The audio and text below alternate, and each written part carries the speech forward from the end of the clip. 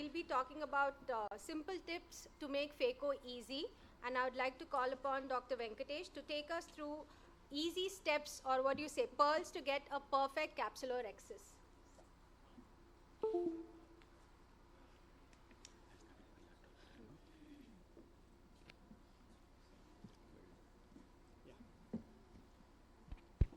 Good afternoon, everyone. Today, I'm dealing with the pearls to get a perfect Capsulorrhexis. What is basically an Capsulorrhexis? Means it's just an opening we are made on the anterior lens capsule. Whatever the technique may be, just we have to remove the nucleus. Then later on, accordingly, whichever the technique you are following, you please go ahead. Here there is an anatomy of the lens. Basically, how does it looks? The anterior part, the posterior. And I just want to specify here is the thickness of the lens as such, like the anterior part and the posterior, the equatorial. Ideally speaking, this for posterior capsule is very thinner as such, like.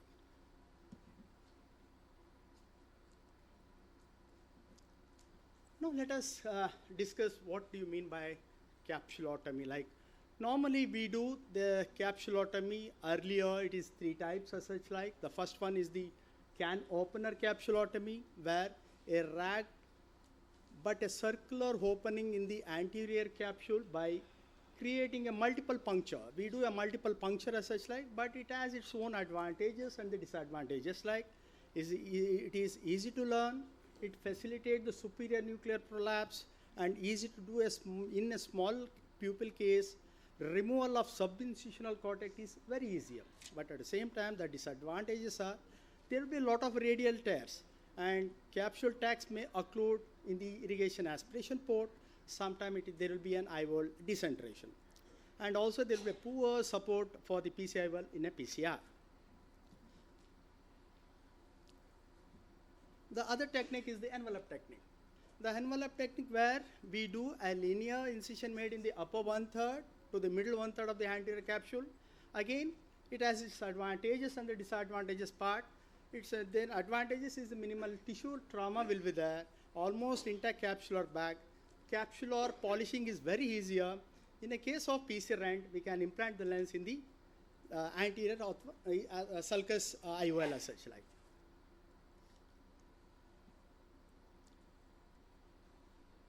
Now, let us come to the main thing what we have been doing as such. That is called as a continuous curvilinear Capsulorrhexis, like.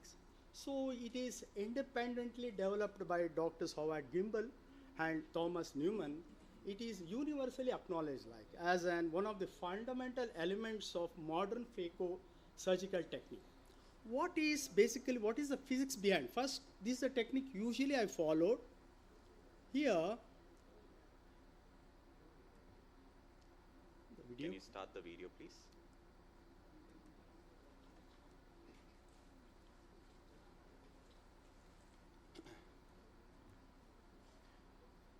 So one of the plus you should always remember when you're doing a CCC, first is a nice long nick. So we have a tendency to do a small flap, then turn, then try to swirl like this. Don't do that. Do one nick in straight line and have a nice big flap. Okay? Start it just below the Purkinje images you see, no? You can start just below, make a nick, lift up the flap. And now what is very, very important is, if you see, our concentration is where we are trying to touch the capsule. That is our tendency, no? Wherever we are going to press the capsule is where our attention goes. Please don't do that. So where you have to keep your eye on is where the tear is. Keep observing where the tear is. Automatically, you won't believe. Suddenly your rhexis will become the right size and it'll be round. So keep that in mind. Please go ahead. Here, what the thing I usually prefer as such, like, first I will consider the first Purkinje's images. I do start from the center, either by a small radial cut. From the center to the extent, usually I make it around 2 mm of rhexis slide with a linear cut. At the tip portion, I just lift it. By lifting it, almost around 0.25 to 0.5 mm is again extended, such that it will be something around 2.5 there, if you complete, this is what is called as a radius part. If you complete the whole rhexis, it comes something around 5 mm rhexis like. What is the physics behind it like?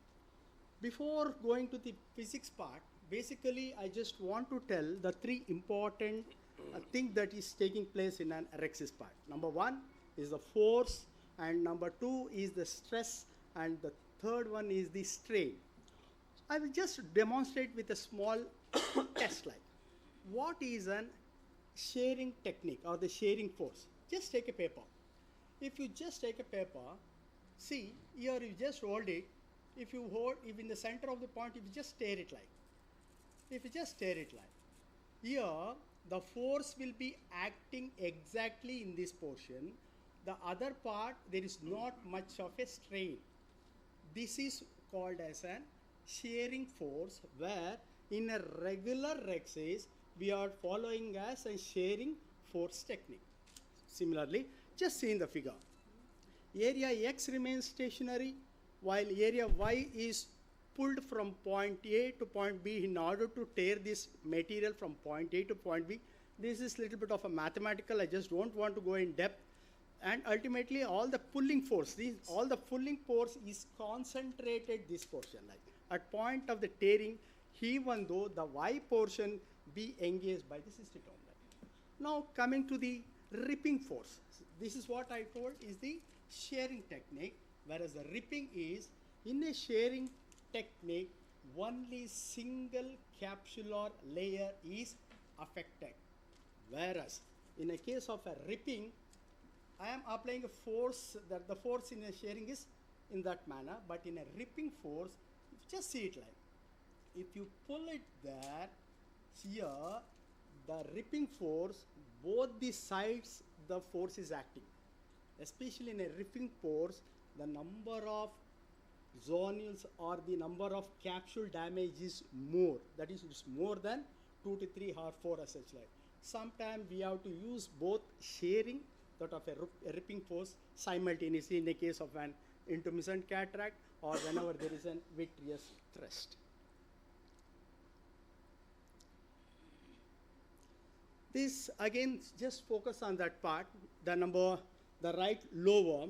If you just do a complete rhexis, note the loss of symmetry. It's look like a bullet type, like the point A, bullet shaped configuration instead of a continuous mirror. See, if you just pull the flap, if towards the center, and in a ripping force, usually you have to hold at the edge.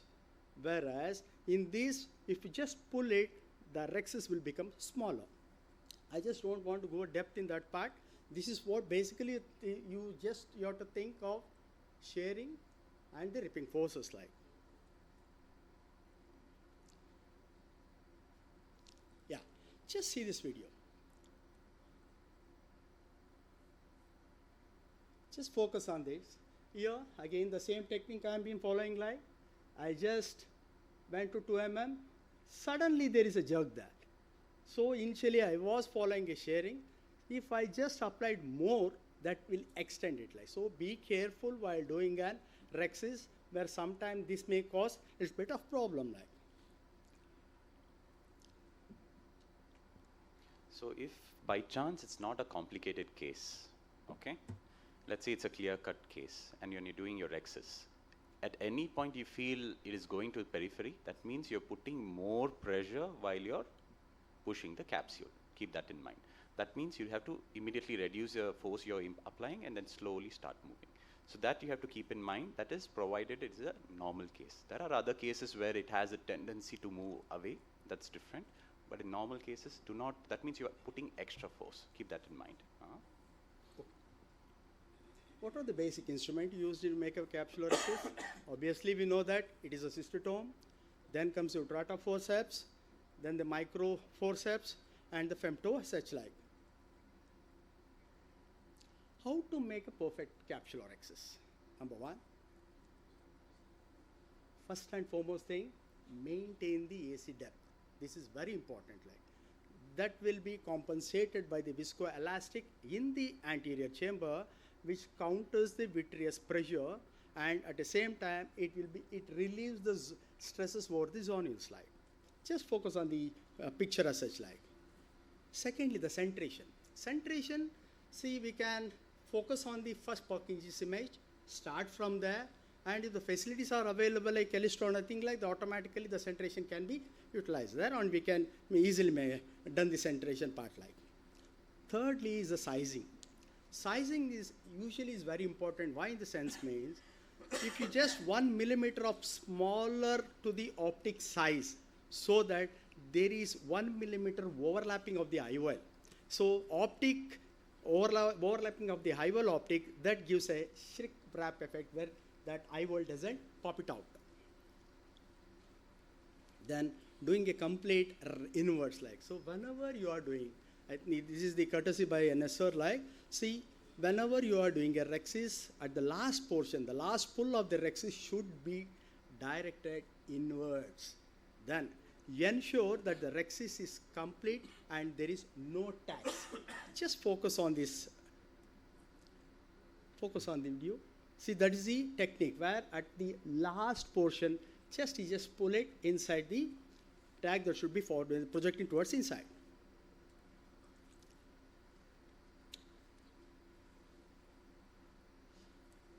Okay, what happened if there is a complications when you come across the complication part line? What are the complications you come across? Number one, the rhexis run over. Whenever there is a rhexis run over, what are the reason for it? Number one, it is an eye intralenticular pressure. And the two is the poor technique what you have been following. The third is the zonular weakness. Fourth is the pediatric and also in an young patient. If the rhexis run over, you can follow the what is called as a little maneuvers technique like, where just put the visco there, hold it with the forceps, drag it towards the center. If it comes, well and good, or just leave it. Do a reverse Capsulorrhexis, and you can finish the phaco as you are comfortable, or you can convert into SICS. This is the one, once again, the video where the rhexis has run over. Just see there. I have decompressed it like, started doing a rhexis.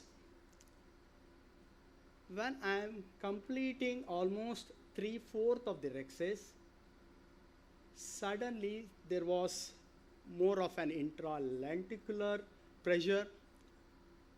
I tried to pull, I used what is called as a ripping force to pull it towards the center. It was really difficult. Then I have to go for a higher molecular weight visco. There is a runoff. In this portion, in this time, basically stop it.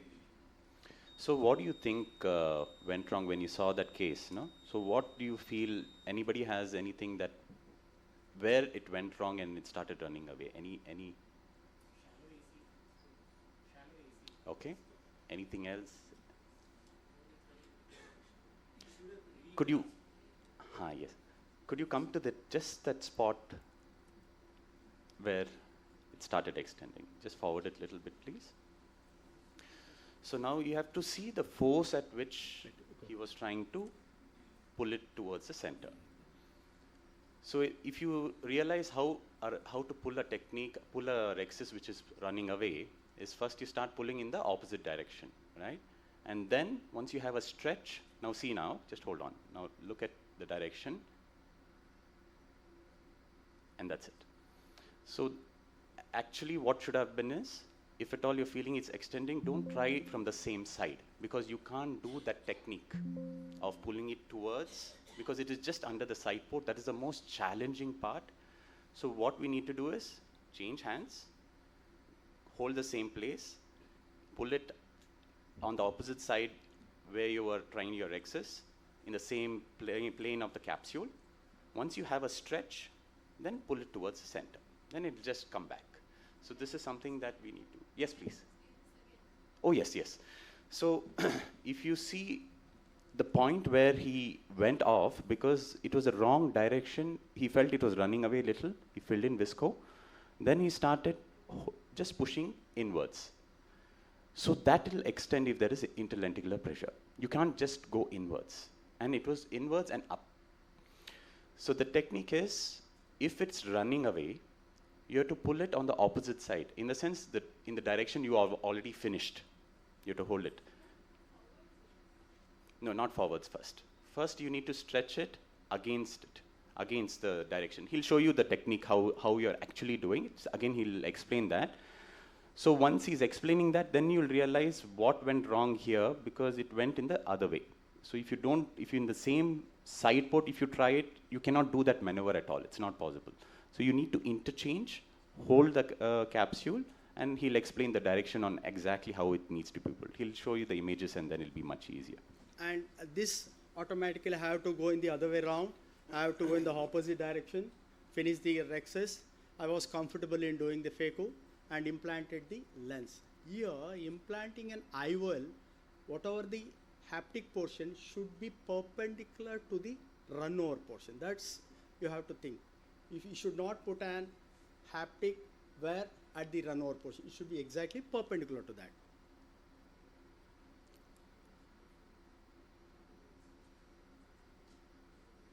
Now coming to the fibrous part.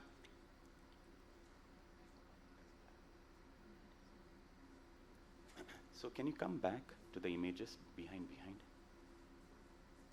Behind, sir? Slide. Go to the previous slide. Previous.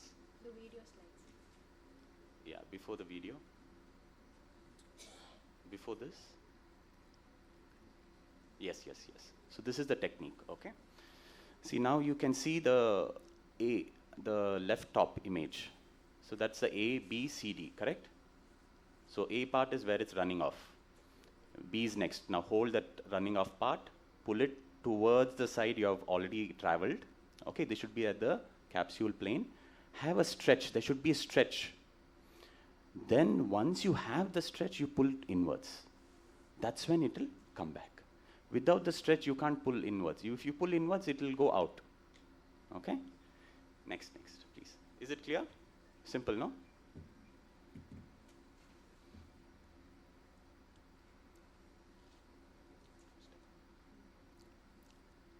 Now coming to the fibrous part, the complications.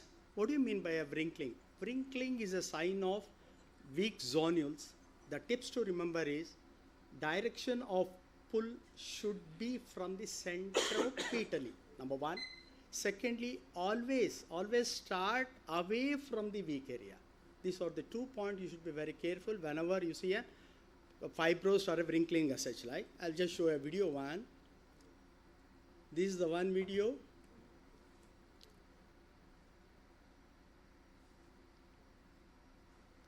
Just focus on this video. Like here, I just manipulated and there was an phacodonesis, like means there was a zonular dehiscence. Just with the help of an 26 gauge needle, I just put a small nick. With the help of an forceps, I completed the rhexis. Beautifully, the rhexis went well. And as usually, I just did a phaco. After the phaco emulsification, I inserted an CTR and implanted an IOL as such. Like this is the one in case of a wrinkling, and especially in a fibrosed. In a fibrous part, just focus there. Always, whenever you see a fibrosed in one particular quadrant, try to start from the distal, that is away. Start the rhexis from there, complete it until you reaches to that point. Then with the help of a micro scissor through the side port, see, this is what I have been doing. Like I am feeling difficulty here. Like through the help of a side port, I entered there with the micro scissor. I just incise, but again the incise part is very important. Don't cut in such a way that rhexis should be multiple tag as such. Like in the sense, you should be clear that it should be inside the rhexis portion, then drag it out, then complete your rhexis as such. This is the one thing where I just want to show in the fibrous part. Like. So when we say that, okay, now let's say you have found zonular weakness inferiorly, okay? So where should you put the nick first? On the opposite side, superior? Okay. Now why is that so? Why not do inferior? It's the same. That's because, let's say if you do superior, all your movement will be towards, you will be trying to pull the capsule towards it. But you need a counter traction, because when you're pulling something, if there is no counter traction to it, whole lens complex will move. Now let's say if I've started inferior, I start pulling the capsule to open the flap. If I start doing this, because there's no zonules pulling it against my action, it will move. So you'll be struggling and struggling, and you'll break more zonules, and by the time you finish, it's gone. But if you have more zonular weakness, what you can do is make a small nick, open slightly, put a capsular hook. At let's say 2 clock hours you finish, put a capsular hook. So that is doing the counter traction.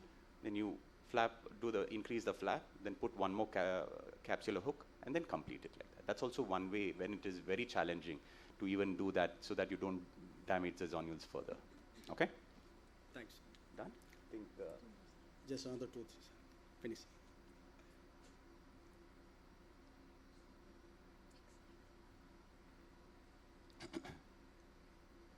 Okay. In a case of a small rhexis, what are the problem can arise in a case of a small rhexis? There will be a damage to the capsule during chopping, difficulty in removing the subincisional cortex. There is an increased risk of anterior capsule contracture and phimosis. There will be difficulty in implanting the IOL in the back. This is what called as a spiral rhexis. Means, what do you mean that spiral rhexis? Do a small rhexis initially, then again you do as a double rhexis like. Rhexis completed in 2 passes. First made a small rhexis, then extended to the appropriate size. Advantages is provided more controlled environment. It is quicker, reduce the risk of a runoff as such like. This is a video I just want to show.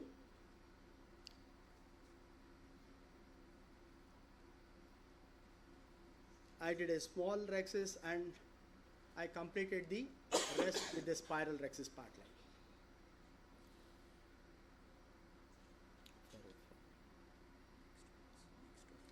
So how do we prevent, if you have a small rhexis also, how do you prevent from nicking the capsule or your rhexis?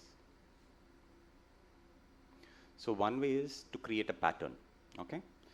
Our pattern of chopping is, we impale, hold, take the chopper or dialer, do this, separate, correct? So don't do that. So once you've got a hold with the phaco probe, don't start like this.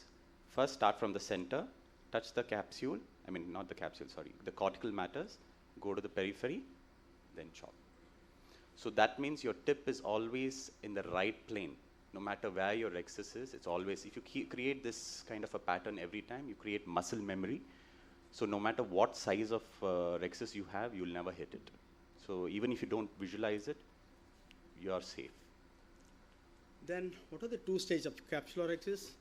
Whenever you feel it's a very intermittent big nucleus, do a needle puncture on the anterior lens capsule, do a mini capsulorrhexis, decompression of the posterior compartment, cutting the edge by just a radial cut. I'll just show a video that as such like, and to complete the rhexis part like. This is the one last on the 2 video slides are there. In a case of an intermittent, what are the problem we are facing as such like? Number 1, the fragile capsule will be there. The liquefied cortex egresses out because you can't able to do the rhexis perfectly, and the visibility will be poor. And there is an increased risk of an extension and then Argentina flaxine like. There is a raised intraocular pressure also like. This is the one video as I just want to show where all the technique we can, first of all, whenever you are operating in a case of an intermittent, number 1, follow a soft shell technique, use a double viscopart, dispersive, then the cohesive later on. Put a small nick there, decompress, remove the liquid, whatever the liquid is there. Thirdly, do a small rhexis. Complete the rhexis like.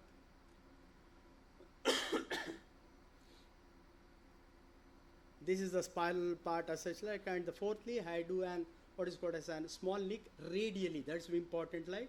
Then ultimately you can complete whatever the size you want. Basically we need around 5 to 5.2, 5 to 5.5 mm. Complete the rhexis, then whatever the technique you are following as such like, you finish the phaco.